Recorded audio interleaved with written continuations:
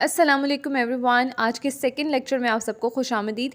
First lecture में हम लोगों ने कंप्लीट डिस्कस किया था कि हम लोग किस तरह से फ़ेस शेप्स के अकॉर्डिंग अपने फ़ेस की कंटूरिंग कर सकते हैं, और साथ में मैंने ये भी आप लोगों को कंप्लीट बताया था कि हमारे पास कौन से ऐसे लोग हैं, सेलिब्रिटीज़ हैं जिनकी फ़ेस शेप्स कौन सी हैं। इसी तरह जब भी आप लोग अपने क्लाइंट के ऊपर फ़र्स्ट ग्लांस डालते हैं तो आप लोगों को आइडिया होना चाहिए कि उस बंदी के फ़ेस की शेप कौन सी है, ताकि आप उसी के अकॉर्डिंग उसकी कंटूरिंग कर सकें। और आज के लेक्चर में हम लोग बात करेंगे कि हम लोग ब्लश ऑन किस तरह से अप्लाई कर सकते हैं। देखो, ब्लश ऑन अप्लाई करने का कोई ऐसा ख़ास तरीका उस तरह से नहीं होता, क्योंकि अगर आप लोगों ने कंटूरिंग बिल्कुल सही कर दी है तो आप लोगों के लिए बहुत ज़्यादा आसान हो जाता है ब्लश ऑन अप्लाई करना। लेकिन फिर भी अगर आप लोग प्रोफेशनल मेकअप कर रहे हैं तब भी इन चीज़ों का बहुत ज़्यादा ख्याल रखना पड़ता है। आज के लेक्चर में मैं आप लोगों को स्किन टाइप के अकॉर्डिंग बताऊंगी कि आप लोगों ने कौन सी जो है कंटूरिंग यूज़ करनी है, कौन से आप लोगों ने ब्लश ऑन वगैरह यूज़ करना है। ठीक है, मैं यहाँ पे आप लोगों को एक ही पैलेट दिखा रही हूँ ताकि आप लोगों को एक कॉम्पैक्ट सा आइडिया हो जाए। और इसी में आप लोग देख सकते हैं कि मेरे पास आई शेडोज़ मौजूद हैं, इसके अलावा हाइलाइटर है इस पैलेट के अंदर, और इसके अलावा आप लोगों के पास कंटूरिंग की भी है प्रोडक्ट मौजूद। अच्छा, यहाँ पर प्रोडक्ट के बारे में बात करना बहुत ज़्यादा ज़रूरी है, क्योंकि हम लोग फेस शेप तो देख लेते हैं लेकिन स्किन टाइप दूसरी चीज़ ऐसी आ जाती है जिसको देखना बहुत ज़्यादा ज़रूरी होता है। क्योंकि अक्सर अगर हम लोग ये गलती कर जाएं कि स्किन टाइप के अकॉर्डिंगली हम मेकअप ना करें तो स्किन जो है वो बहुत ज़्यादा जो मेकअप है वो केकी हो सकता है या ग्रे हो सकता है, जिसकी वजह से बेस जो है हमारी ग्रे हो जाती है। तो यहाँ पर हम लोग बात करेंगे 3 स्किन टाइप के बारे में, जो कि एक है ऑयली, ड्राई और कॉम्बिनेशन। आप लोग अपने क्लाइंट से भी पूछ सकते हैं कि आपकी स्किन टाइप कौन सी है, या आप लोग खुद से भी उसकी स्किन का टेक्सचर देख के या हाथ वगैरह लगा के अपनी पता कर सकते हैं कि उनकी स्किन टाइप कौन सी है। यहाँ पर मैं आप लोगों को ये दिखा रही हूँ कि सबसे पहले तो हम लोगों ने जब भी ऑयली स्किन की हम लोगों ने कंटूरिंग करनी होती है या ब्लश ऑन अप्लाई करना होता है तो हम लोगों ने लाजमी ये चीज़ देखनी होती है कि हम लोग कौन सी प्रोडक्ट यूज़ कर रहे हैं। ऑयली स्किन के लिए हम लोग हमेशा यूज़ करते हैं पाउडर फॉर्म में। ठीक है, यहाँ पर मैंने साइड पे ब्रश भी लिख दिया है, क्योंकि मैं आप लोगों को कंटूरिंग के ब्रश भी दिखाऊंगी और इसके साथ आप लोगों को एक हैक भी बता दूंगी। अगर आप लोगों के पास contouring brush just in case मौजूद नहीं है तो आप लोग किसी भी ब्रश के साथ कंटूरिंग कर सकते हैं। ठीक है, अगर हम लोग बात करें ड्राई स्किन के बारे में तो हम लोग को ये मेक श्योर करना है कि हम लोग ड्राई स्किन वालों के लिए हमेशा क्रीम बेस्ड प्रोडक्ट्स ही यूज़ करेंगे। तो ये चीज़ आप लोगों ने मेक श्योर करनी है कि ड्राई स्किन वालों के लिए आप लोगों ने क्रीम बेस्ड प्रोडक्ट्स यूज़ करनी है, चाहे वो ब्लश ऑन हो, चाहे वो कंटूरिंग हो, या चाहे ये कोई भी फाउंडेशन हो। ठीक है, और कंटूरिंग के लिए हम लोग हमेशा ब्राउन शेड यूज़ करते हैं, क्योंकि इससे एक नेचुरल शैडो आता है हमारे फेस के ऊपर अगर हम लोग सही कंटूरिंग करते हैं। ठीक है, इसके बाद हम लोग बात करते हैं कि हम लोगों ने दूसरी स्किन टाइप जो होती है हमारे पास, ऑयली स्किन टाइप, उसके लिए हम लोगों ने कौन सा प्रोडक्ट यूज़ करना है। अच्छा, ऑयली हो जाए या कॉम्बिनेशन स्किन हो जाए, हम लोगों ने उसके लिए ड्राई प्रोडक्ट्स ही यूज़ करनी है। ठीक है, पाउडर प्रोडक्ट्स हम लोग उसको कहते हैं। पाउडर प्रोडक्ट्स आप लोग इस पैलेट में देख सकते हैं मेरे पास जो मौजूद है, ये वाली प्रोडक्ट्स हम लोगों ने यूज़ करनी है और आप लोगों के पास ये बहुत इजीली मिल जाएगा। आप लोग कोई भी एक लेके रख सकते हैं, क्रिस्टीन की भी आप लोग लेके रख सकते हैं, या आप लोग अगर बहुत रीज़नेबल प्राइसेस में जाना चाहते हैं तो आप लोग मिस रोज़ की भी लेके रख सकते हैं। ठीक है, बाकी मैं यहाँ पर एक ही जो है पैलेट यूज़ करती हूँ, वो है ये है H&M की। ये इंटरनेशनल ब्रांड है, इस वजह से इसकी जो प्रोडक्ट्स हैं, इसका टेक्सचर जो है वो बहुत अच्छा है। अगर आप लोग अफोर्ड कर सकते हैं तो you are good to go, आप लोग ऑनलाइन इसको ऑर्डर करके मंगवा सकते हैं। चलिए अब अगली बात कर लेते हैं हम यहाँ पे ब्रशेस की। देखें, जब भी हम लोग कंटूरिंग करते हैं तो हम लोग इस तरह से तिरछा ब्रश होता है हमारे पास, वो यूज़ करते हैं।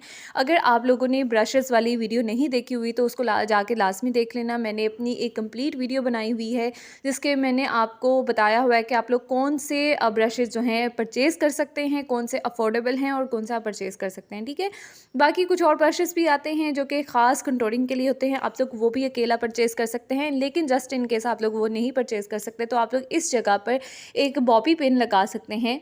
ठीक है, बॉबी पिन लगाने से ये होगा कि जो भी आप लोगों का ब्रश होगा उसकी शेप जो है वो तिरछी हो जाएगी, स्ट्रेट हो जाएगी, और आप लोग उसे बहुत अच्छी तरीके से कंटूरिंग कर सकते हैं। नोज़ कंटूरिंग के लिए हम लोग ये छोटे वाला ब्रश यूज़ करते हैं। बड़े वाले ब्रश के साथ भी जो प्रोफेशनल आर्टिस्ट हैं वो ईजिली जो है कंटूरिंग कर सकती हैं, लेकिन अगर आप लोग बहुत प्रोफेशनल रहना चाहते हैं तो आप लोग नोज़ के लिए जो स्मॉल ब्रशेज़ होते हैं वो यूज़ करेंगे अंडर द चिन, और इसके अलावा आप लोगों के जितना भी स्किन पे आप लोग प्रोडक्ट यूज़ कर रहे हैं आप लोग ये वाले ब्रशेज़ यूज़ करेंगे। अच्छा, यहाँ पर दूसरा सवाल पैदा होता है कि ये वाले ब्रशेज़ हम लोग तब यूज़ कर सकते हैं जब हम लोग पाउडर बेस्ड प्रोडक्ट्स यूज़ कर रहे हैं, ठीक है। लेकिन अगर हम लोग यूज़ कर रहे हैं जनाब कोई भी क्रीम बेस्ड प्रोडक्ट्स, तो ये वाले ब्रशेज़ उस जगह पे काम नहीं आते। उस जगह पे हम लोगों ने जो है वो ब्यूटी ब्लेंडर यूज़ करना होता है। ब्यूटी ब्लेंडर की भी डिफरेंट टाइप्स हैं, आप लोगों को मार्केट से ईज़िली मिल जाएँगी। आप लोग एक सेट लेके रख लें, आप लोगों का हमेशा के लिए काम आएगा, ठीक है। उसके अलावा अगर आप लोगों ने जो है ऑयली स्किन या कॉम्बिनेशन स्किन पे काम करना है, तो आप लोगों को कंटूरिंग के लिए मेनली ये वाले ब्रशेस यूज़ करने पड़ेंगे, ठीक है। बाकी ये मेरे पास जो हैं ब्रशेस की डिटेल्स जो हैं वो मैंने आप लोगों को बता दी। अब फर्दर हम लोग बात करते हैं कि हम लोगों ने किस तरह से ब्लश ऑन अप्लाई करना है, क्योंकि ब्लश ऑन अप्लाई भी हम लोग स्किन की जो है शेप्स के अकॉर्डिंग करते हैं। यहाँ पर मैंने एक ओवल और एक राउंड शेप बनाया है, ठीक है। यहाँ पर सिर्फ ये दो शेप का रेफरेंस दे के मैं बात करूँगी, अदरवाइज़ वीडियो मज़ीद लंबी हो जाएगी। तो यहाँ पर मैं आप लोगों को बता दूँ कि जब भी आप लोगों ने देखिए, कंटूरिंग तो मैं आप लोगों को लास्ट वाले लेक्चर में बता चुकी हूँ, ये मैं दोबारा नहीं बता सकती, ठीक है। आप लोग वो लाज़मी देख लीजिएगा। तो आप लोगों ने जब भी ये कंटूरिंग लेनी है, आप लोगों ने इस तरह से अप्लाई करना है और स्किन की शेप के अकॉर्डिंग, फेस की शेप के अकॉर्डिंग आप लोगों ने इसी ब्रश के साथ ये ब्राउन शेड अप्लाई कर देना है, ठीक है। वो लास्ट लेक्चर में मैंने डिटेल में बताया, आप लोग क्लास में देख लेना। अच्छा देखिए, हमारी अक्सर बच्चियाँ होती हैं कि जो अक्सर अपने भर भर के ब्लश ऑन अप्लाई कर लेती हैं, जिसको वो सन किस्ड का नाम देती है, लेकिन ऐसा नहीं होता है। जब भी आप प्रोफेशनल किसी चीज़ के बारे में बात करते हैं, तो ये होता है कि आप लोगों ने शेप लाज़मी देखनी होती है। देखिए, जब ओवल शेप में या हम लोग लॉन्ग फेस में हम लोग जब भी ब्लश ऑन अप्लाई करते हैं या कंटूरिंग अप्लाई करते हैं, तो उसको हम सिर्फ डाउनवर्ड साइड पे ही करते रहेंगे, तो वो बहुत लंबूतरा सा फेस हो जाएगा, मज़ीद लंबा हो जाएगा, जिसकी वजह से ना तो वो ब्लश ऑन अच्छा लगेगा और ना वो दूसरी जो कंटूरिंग है वो सही लगेगी, ठीक है। इसीलिए आप लोगों ने जब भी कंटूरिंग करनी है तब भी वो सही जगह पे करनी है, और जब हम लोगों ने अप्लाई करना है ब्लश ऑन, तब भी हम लोगों ने बिल्कुल सही जगह पे अप्लाई करना है।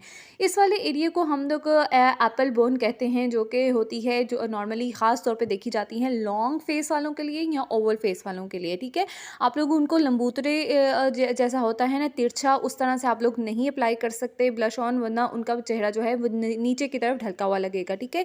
इसलिए कि आप लोगों ने, अगर आप जब स्माइल करती हैं ना, अक्सर आप लोगों ने देखा होगा कि आप लोग को स्माइल करने के लिए कहा जाता है जब आप ब्लश ऑन अप्लाई करते हैं। आप लोग स्माइल के बगैर भी अप्लाई कर सकते हैं, लेकिन वो जिनके फेस में जो बोन्स हैं वो ज़्यादा प्रोमिनेंट नहीं होती, जो कि अक्सर लॉन्ग फेस वालों के लिए या ओवल शेप वालों के लिए होती है, तो उनको स्माइल करने के लिए कहा जाता है। तो जो स्माइल वाला एरिया होता है ना, उसको हम लोग एप्पल एरिया कहते हैं, ठीक है, एप्पल बोन कहते हैं, वहाँ पे हम लोगों ने अप्लाई करना होता है।